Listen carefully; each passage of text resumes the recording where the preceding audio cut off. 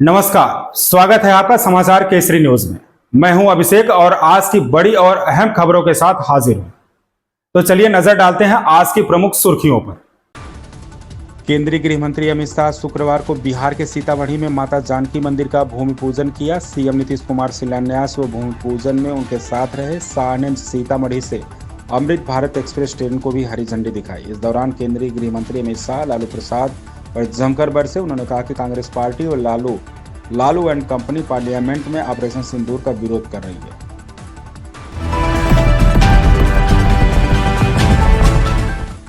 कांग्रेस अध्यक्ष मल्लिकार्जुन खड़गे ने बेंगलुरु की वोट अधिकार रैली में मोदी सरकार पर वोट चोरी का आरोप लगाया। उन्होंने कहा कि 2019 में फर्जी वोटों से हारा था। इसके साथ ही खड़गे ने भाजपा पर आरोप लगाते हुए कहा कि चुनाव आयोग पीएम मोदी और अमित शाह के इशारे पर चलता है। कांग्रेस अध्यक्ष मल्लिकार्जुन खड़गे ने शुक्रवार को बेंगलुरु के फ्रीडम पार्क में आयोजित वोट अधिकार रैली में प्रधानमंत्री मोदी और भाजपा पर जोरदार हमला बोला। उन्होंने वोट चोरी का आरोप लगाते हुए कहा कि 2019 का लोकसभा चुनाव भी फर्जी वोटों के कारण हारा था।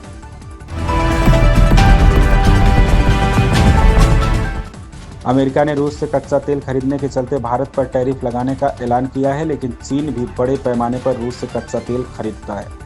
लेकिन चीन के मुद्दे पर अमेरिकी राष्ट्रपति ने चुप्पी साधी हुई है। टैरिफ के मुद्दे पर अमेरिकी मनमानी के खिलाफ भारत को चीन का साथ मिला है।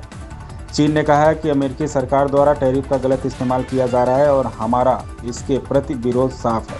अमेरिकी राष्ट्रपति डोनाल्ड ट्रंप ने रूस से तेल खरीदने के लिए भारत पर 25% अतिरिक्त टैरिफ लगाने संबंधित कार्यकारी आदेश पर हस्ताक्षर कर दिए हैं।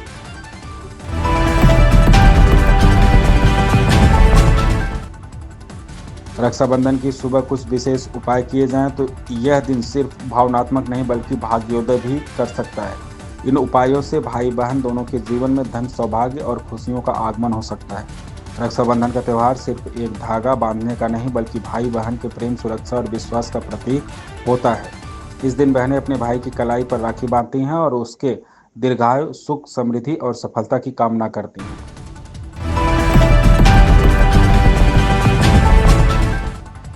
मुख्यमंत्री योगी आदित्यनाथ ने लखनऊ के काकोरी में आयोजित काकोरी ट्रेन एक्शन शताब्दी महोत्सव के समापन समारोह में पुस्तक का विमोचन किया और बालिकाओं से राखी बंधवाकर उन्हें उपहार दिए। मुख्यमंत्री योगी आदित्यनाथ शुक्रवार को काकोरी पहुंचे, जहां उन्होंने काकोरी ट्रेन एक्शन शताब्दी महोत्सव में भाग लिया और बच्चियों से राखी बंधवाई। इस दौरान एक बच्ची ने उनसे मिठाई खाने की जिद की, जिस पर योगी मुस्कुराए और मिठाई खाकर बच्ची को आशीर्वाद दिया। सीएम योगी ने बच्चियों को गिफ्ट भी दिया।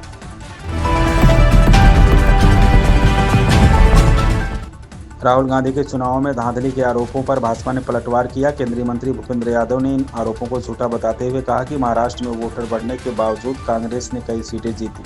उन्होंने चुनाव आयोग को धमकाने वाली भाषा पर भी राहुल को घेरा और शपथ पत्र देकर शिकायत करने की नसीहत दी। कांग्रेस नेता और सांसद राहुल गांधी की तरफ से चुनाव में धांधली को लेकर लगाए गए आरोपों पर भाजपा ने तीखा पलटवार किया। भाजपा ने राहुल के आरोपों को झूठ का पुलिंदा बताते हुए कहा कि राहुल जिस डाल पर बैठे थे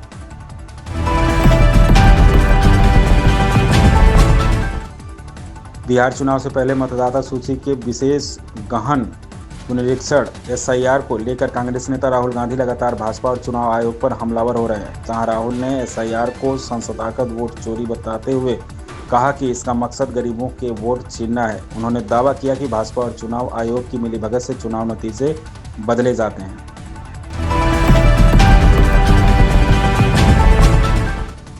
लैंड पूलिंग पॉलिसी पर आखिरकार वही हुआ जो विरोधी दल चाहते थे, क्योंकि हाई कोर्ट ने सरकार की इस नीति पर अगले फैसले तक रोक लगा दी है। ऐसे में विरोधी दलों ने आप सरकार पर निशाना साधा है। पंजाब, हरियाणा हाई कोर्ट ने लैंड पूलिंग पॉलिसी पर रोक लगा दी है। इस फैसले के बाद विरोधी दल मुखर हो गए हैं। भाजपा, शिरोमणि अकाली दल और कांग्रेस ने आप पर निशाना साधा है। हालांकि अदालत के संबंधित आदेशों की समीक्षा के बाद आप अपना अगला कदम तय करेंगे, लेकिन फिलहाल विरोधियों को आप सरकार को घेरने का मौका मिल गया है।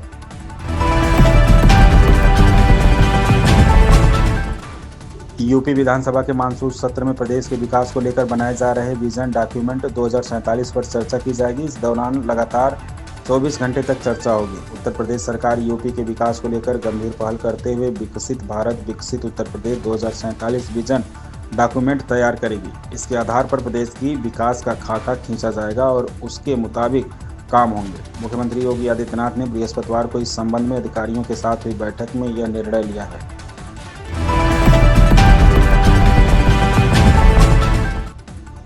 लखनऊ में सुबह से हो रही भारी बारिश के चलते लखनऊ के जिलाधिकारी के द्वारा अवकाश घोषित कर दिया गया। लखनऊ में शुक्रवार की सुबह से हो रही भारी बारिश के चलते जिलाधिकारी विशाख जी के द्वारा कक्षा 8 तक के सभी वार्डों के स्कूलों को बंद करने का आदेश दिया है। जिलाधिकारी ने अपने पत्र में लिखा कि जलभराव और लगातार हो रही बारिश की वजह से आज कक्षा 8 तक के सभी स्कूलों को बंद घोषित किया जाता है। मालूम हो कि लखनऊ में देर रात से लगातार बारिश हो रही है, इससे कई इलाकों में जलभराव की स्थितियां हो रही हैं। तो ये थी आज की प्रमुख खबरें। अधिक जानकारी और ताजा अपडेट्स के लिए जुड़े रहिए समाचार केसरी के साथ। मैं हूं अभिषेक, दीजिए इजाजत। नमस्कार और शुभकामनाएं आपके दिन के लिए।